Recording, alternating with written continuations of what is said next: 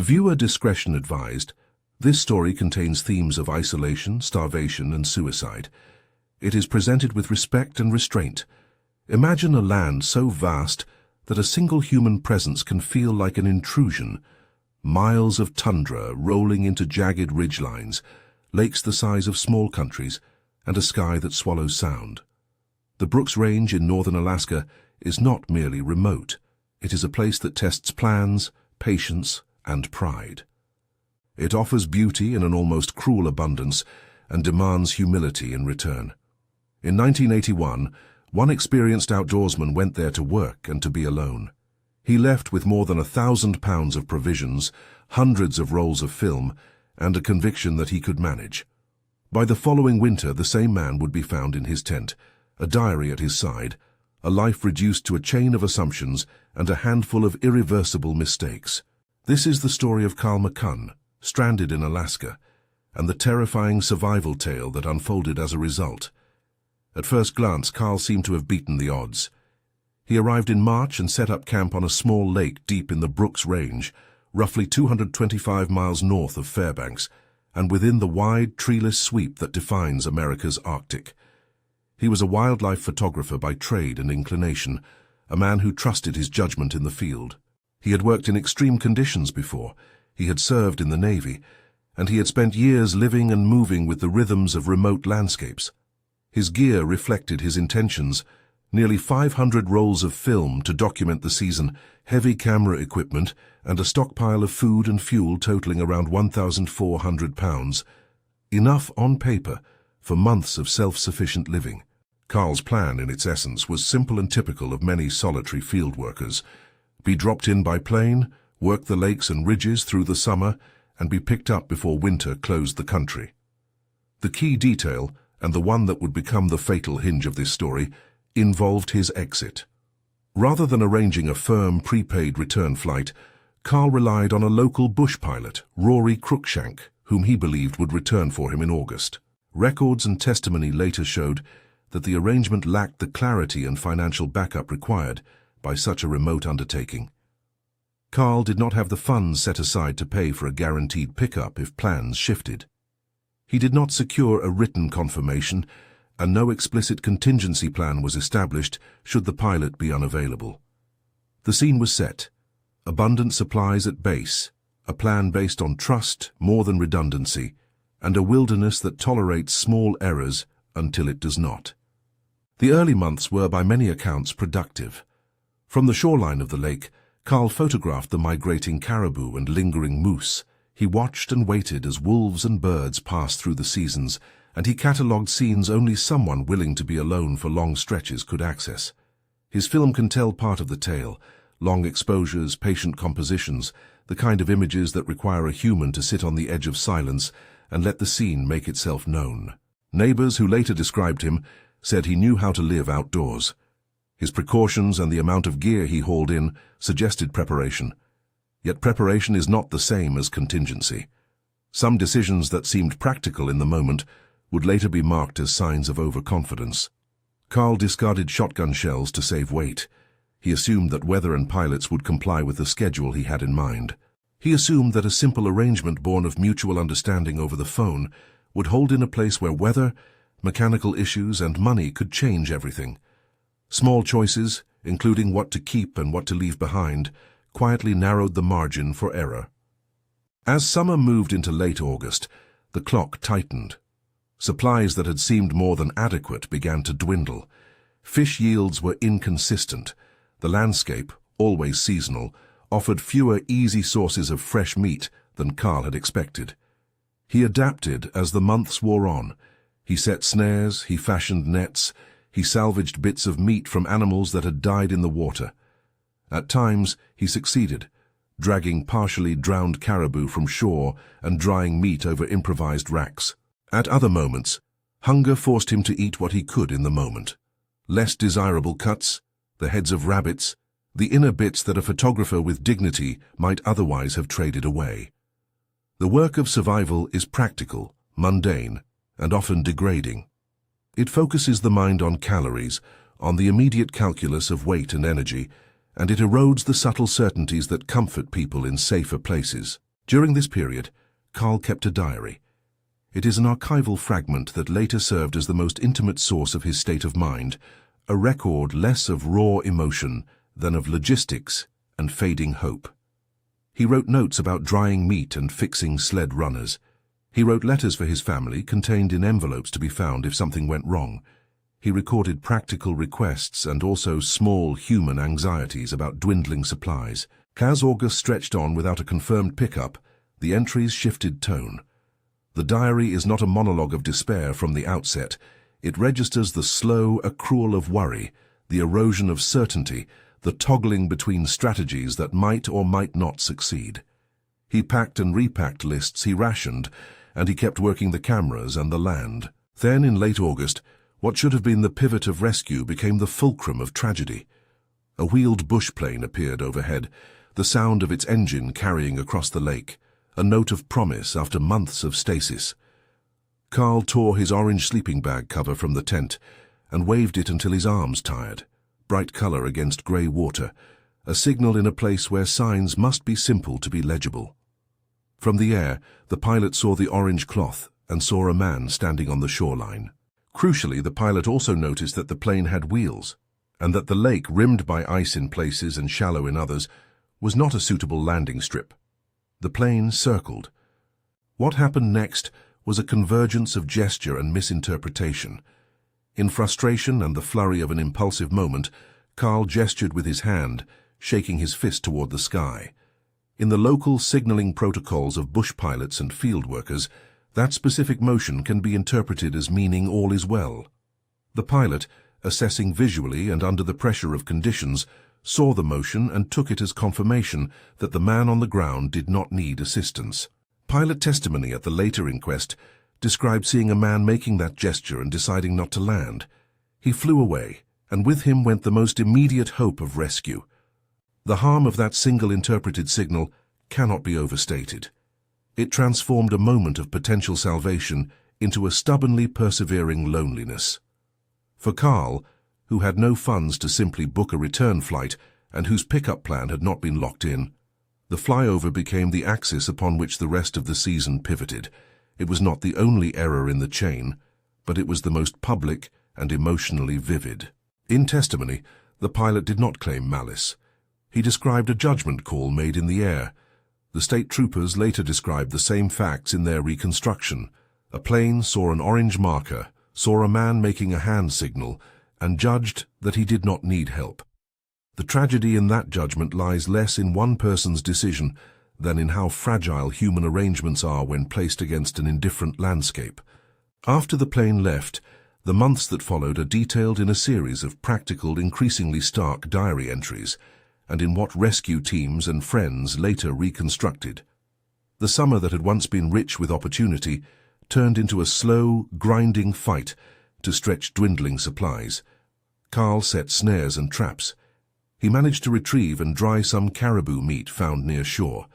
He butchered with care and wrapped food in ways that would preserve calories. He collected what roots and berries he could find. But the Brooks Range is not a forgiving pantry. Insects, weather, and the limits of what a single man can harvest in one season reduced returns. Snow came earlier than hoped. Cold took hold. Fingers and toes began to fail under the repeated exposure and the relentless rationing of calories. His diary reflects the narrowing of options without melodrama. He recorded the dates, the weather, the state of his food, the functional notes about equipment. By December, entries took on a different coloring. The practical lists became heavier with appeals and with preparations for a possible end. He left instructions about his film and his equipment, what to do with the images he had waited to expose and process. There were notes to his family, folded into envelopes that made sense only to those who knew him. He asked for forgiveness in practical terms. He named people and the distribution of tangible belongings. These were not theatrical, last-minute flourishes. They were the work of a methodical person, trying to place order over the final disorganized weeks. Among the final physical facts documented by investigators is the use of his last bullet. The coroner's report concluded that Carl used his remaining ammunition in the manner consistent with suicide. The coroner and the search teams did not dramatize the event. They documented it as a tragic end to a series of avoidable failures. In his final diary entry, a sentence stands out for its quietness and its unsettling directness. He wrote, in those last lines, "They say it doesn't hurt." That line, brief and stark, became the human punctuation of a story otherwise defined by logistics and misassumptions. Friends and family, unsurprised by the routine of his absence, yet unsettled by the silence that stretched beyond the normal window of a single season, began to ask questions. Attempts to contact him to arrange a pickup and to reach the bush pilot for confirmation did not yield the answers that would have changed the outcome. A state trooper flew over the area in late January and reported no visible sign of life. By February 2nd, after growing concern and an official request, troopers landed and found the camp. They discovered the tent, and within it, the diary that would later inform the coroner's inquest. Nearby lay evidence of the small-scale survival work, snares, a partly dried rack of meat, camera cases, and the heavy weight of a man who had been alone too long. The inquest that followed sought not to sensationalize, but to piece together how a man experienced in the wild had become stranded in a place designed to challenge human certainty. Testimony came from the pilot, from local pilots familiar with the routes, from friends who had been in touch before and after the season, and from the troopers who had recovered the camp. The coroner's reconstruction did not identify a single reckless act that could be labeled the definitive cause. Rather, it presented a chain of failings: an unsecured pickup arrangement, misread signals, discarded redundancy in the gear list, a lack of funds for a guaranteed flight, and the simple arithmetic of months in which the land offers less and the body requires more. In retrospection, each small decision seems painfully avoidable. A prepaid pickup would have eliminated reliance on a casual understanding between men with different pressures. Retaining spare shells could have expanded options for hunting. More explicit signaling protocols, or a pre-arranged backup with a regional operator, could have prevented the misinterpretation of a frustrated gesture. Yet such clarity is easy to prescribe from the distance of hindsight. On the ground, 1,000 small practicalities, weight, budget, exhaustion, blur into pragmatic choices that seem entirely reasonable at the time. This story resists a tidy moral gloss. It is not about heroic improvisation or an inspirational triumph over the elements. It is not either about casting blame on a single human actor. The pilot testified to what he thought he saw. The troopers recorded what they found. The coroner catalogued the sequence. What emerges is a sober lesson about responsibility and humility. An experienced person can still be undone by assumptions, by an absence of redundancy, and by an environment that is indifferent to human intent. There are specific technical takeaways embedded in the narrative for those who work in or visit remote areas, but this account is not delivered as a how-to manual. Instead, it is an illustration of the razor-thin margin separating competence from catastrophe. The Brooks Range is a place where survival is contingent not just on the right equipment, but on the right communication. It rewards foresight and prepayment. It punishes improvisation that depends on someone else's uncertain availability. A single misinterpreted gesture by a man who had been waiting for months became, in practical terms, a decision that made the rest inevitable. The human element of the story is stubbornly present throughout. Carl McCunn was not merely a set of choices. He was a father figure in the records, a correspondent with a family who would later receive the letters he packed, and a man who loved his work enough to plan for solitude. His images survive as a testament to what drew him north: the rare light, the animals in their own seasons, the silence broken only by wind and distant wing. But the images are not enough to rewrite what happened. The diary's final line, "They say it doesn't hurt," crystallizes the human cost in a plain, awful phrase. When the country eventually learned the details through local reporting and the coroner's testimony, the reaction was not a single emotional chord, but a complex one. There was sorrow for a life lost.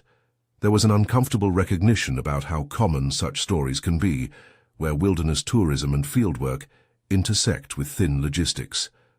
There was a debate about the responsibilities of pilots, the need for clearer protocols, and the expectations people carry into wild places. Investigations and discussions afterward emphasized that no single person bore exclusive blame. Instead, the sequence demonstrated how multiple small assumptions can cascade into an irreversible outcome. In the end, the yardstick by which the story must be measured is not how many could have prevented it in a vacuum, but how demonstrably fragile human plans are when faced with the impartial forces of Alaska. Weather, distance, and time do not negotiate. Nature does not care about confidence or credentials. It responds only to physics and to the supply of calories, shelter, and heat. The larger lesson surfaces not as a scolding, but as a counsel toward humility. For those who go into the wild professionally or for passion, the story of Carl McCunn is a sober reminder that experience does not substitute for redundancy, that human systems require clear confirmations, and that a small signal misread can alter the arc of an entire life. This narrative is framed, as the title makes plain, around the terror of being stranded in Alaska. The terror is not lurid, it is procedural, accumulative, and slow. It advances through a sequence of human limitations, a handshake of trust instead of documentation, a communication gap multiplied by distance, a gesture misread in a storm of assumptions. It is terrifying precisely because it is mundane. Not a single monstrous decision, but a dozen ordinary ones stacked wrong. The aftermath brought practical reflections and policy tweaks for those flying and working in remote Alaska. Pilots and passengers alike would reiterate the need for explicit signals, for prepaid pickups when budget allows, and for leaving with more redundancy than seems rational at the outset. Friends and colleagues carrying forward Carl's photographs also carried his story, and it circulated among communities that prize self-reliance as both a lifestyle and a profession. When visitors watch the images he shot, or when they read the terse factual entries of his diary, there is a haunting clarity. A person who loved the wild paid a price that was not sudden, but was nevertheless final. The coroner's inquest is a document of that clarity, listing dates and weights, and the sequence of events with a procedural tone that cannot soften the human absence it records. The troopers who found his camp, the pilot who circled and flew on, the friends who waited, all of them appear as nodes in a network of coincidence and choice. It is tempting, when confronted with such a story, to search for a single line of blame to point to, and thereby make sense of tragedy. Doing so is tempting, because it simplifies grief into a target. Yet the record discourages that reduction. What remains is a chain of assumptions and miscommunications, and an environment that never stopped being itself.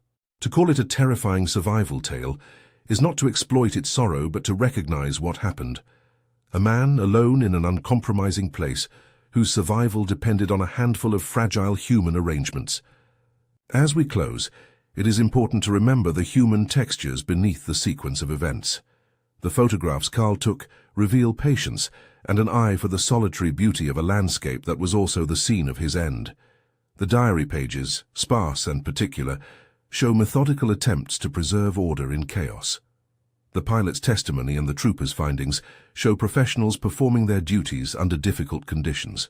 The coroner's report shows how investigators attempt to reconstruct what cannot be reversed. This is a story that asks listeners to be careful with two intertwined impulses: the impulse to romanticize the solitary life in extreme places, and the impulse to assign moral judgment to people who make practical human mistakes. Instead, it asks for measured empathy and for learning. If the narrative of being stranded in Alaska holds a final lesson, it is that preparation must consider not only the body and the gear, but also the logistics of return and the multiple redundancies that prevent a single misread gesture from becoming a life sentence. Carl McCunn's end is recorded with factual solemnity. He was found in his tent in early February, his diary at hand, his last actions documented in the cold arithmetic of the coroner's inquiry. He used the last bullet. He wrote, "They say it doesn't hurt." The phrase lingers because of its plainness, its refusal to dramatize or to plead. It is a final human sentence against a landscape that will continue to be beautiful and indifferent. Stranded in Alaska, a title that frames the narrative accurately. It is terrifying not because it was mystical, but because it was preventable in pieces, in a network of small precautions that, when absent, stacked until the only exit was tragic. The story endures as a warning and a memorial, to plan not only for getting in but for getting out, to confirm and to pay for contingencies, and to recognize that even the most experienced can be undone by a series of human limitations set against a land that keeps its own time. If this account moved you, and you want to explore more deep-dive survival stories and careful reconstructions like this one, consider subscribing to stay informed and to support this channel's continued research into real-life events. Share this story with someone who works in remote places or who loves tales of wilderness and consequence, not to sensationalize, but to remember and to learn.